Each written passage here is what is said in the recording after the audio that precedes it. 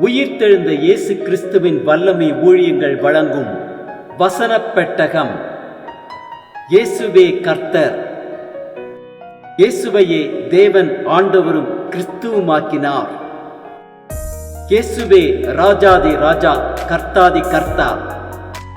கிறிஸ்துவே மரித்தோர் மேலும் ஜீவனுள்ளோர் மேலும் ஆண்டவர். கிறிஸ்துவே போதகரும் ஆண்டவருமாயிருக்கிறார்.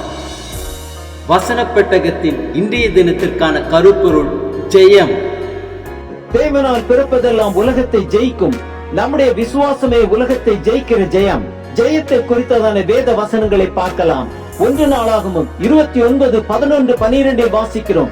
கர்த்தாவே, மாட்சிமையும் வல்லமையும் மகிமையும் ஜெயமும் மகத்துவமும் உம்முடையவைகள்.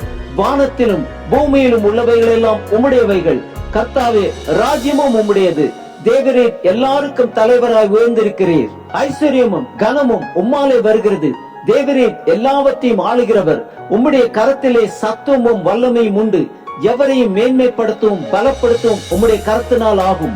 ஏசாயா 25:8 வாசிக்கிறோம். அவர் மரணத்தை ஜெயமாக விழுங்குவார். கர்த்தராகிய தேவன் எல்லா முகங்களிலுமிருந்து கண்ணீரை துடைத்து தமது ஜனத்தின் நிந்தையை பூமியில் இராதபடிக்கு முற்றிலும் நீக்கி விடுவார். கர்த்தரே இதை சொன்னார். மத்தேயு 12:20 வாசிக்கிறோம். அவர் நியாயத்திற்கு ஜெயம் கிடைக்க பண்ணுகிற வரைக்கும் நெறிந்த நாளிலை முறிக்காமலும் மங்கி எறிகிற திரியை அணைக்காமலும் இருப்பார். யோவான் 16:33 வாசிக்கிறோம். உலகத்தில் உங்களுக்கு உபத்திரவம் உண்டு, ஆனாலும் திடன் கொள்ளுங்கள், நான் உலகத்தை ஜெயித்தேன் என்றார். ரோமர் 8:37 வாசிக்கிறோம். இவை எல்லாவற்றிலேயும் நாம் நம்மில் அன்பு கூறுகிறவராலே முற்றும் ஜெயம் கொள்ளுகிறவர்களாய் இருக்கிறோமே.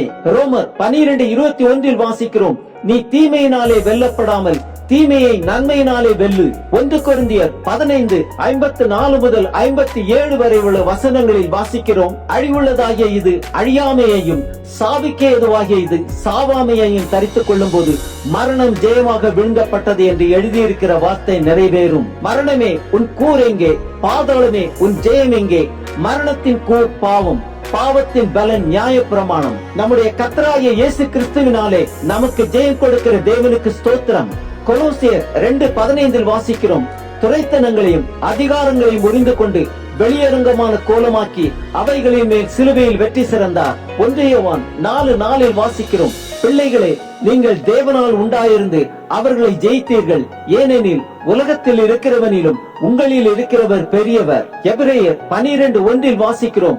ஆகையால் மேகம் போன்ற இத்தனை திரளான சாட்சிகள் நம்மை சூழ்ந்து கொண்டிருக்க பாரமான யாவற்றையும் நம்மை சுற்றி நெருங்கி நிற்கிற பாவத்தையும் தள்ளிவிட்டு விசுவாசத்தை துவக்குகிறவரும் முடிக்கிறவருமாயிருக்கிற இயேசுவை நோக்கி நமக்கு நியமித்திருக்கிற ஓட்டத்தில் பொறுமையோட ஓடக்கடவோம். 1 தீமோத்தேயு 6:12 வாசிக்கிறோம்.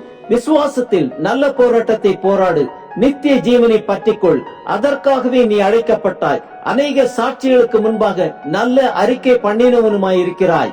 1 யோவான் 5:5 வாசிக்கிறோம். இயேசுவானவர் தேவனுடைய குமாரன் என்று விசுவாசிக்கிறவனே அன்றி உலகத்தை ஜெயிக்கிறவன் யார்? 2 கொரிந்தியர் 2:14 வாசிக்கிறோம். கிறிஸ்துவுக்குள் எப்பொழுதும் எங்களை வெற்றி சிறக்க பண்ணி எல்லா இடங்களிலேயும் எங்களை கொண்டு அவரை அறிகிற அறிவின் வாசனையை வெளிப்படுத்துகிற தேவனுக்கு ஸ்தோத்திரம். 1 கொரிந்தியர் 9:24 வாசிக்கிறோம். பந்தய சாலையில் ஓடுகிறவர்கள் எல்லாரும் ஓடுவார்கள், ஆகிலும் ஒருவனே பந்தயத்தை பெறுவான் என்று அறியீர்களா? நீங்கள் பெற்றுக் கொள்ளத்தக்கதாக ஓடுங்கள். பிலிப்பியர் 3:14 வாசிக்கிறோம்.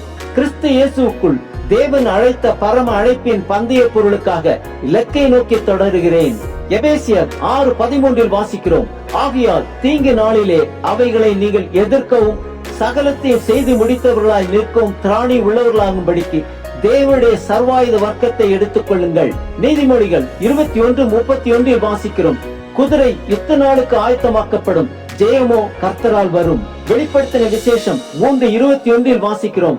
நான் ஜெயம் கொண்டு என் பிதாவினுடைய சிங்காசனத்திலே அவரோட கூட உட்கார்ந்தது போல ஜெயம் கொள்ளுகிறவனவனோ அவனும் என்னுடைய சிங்காசனத்தில் என்னோட கூட உட்காரும்படி அருள் செய்வேன். ஆம், உலகத்தில் இருக்கிறவனிலும் நம்மில் இருக்கிறவர் பெரியவர்.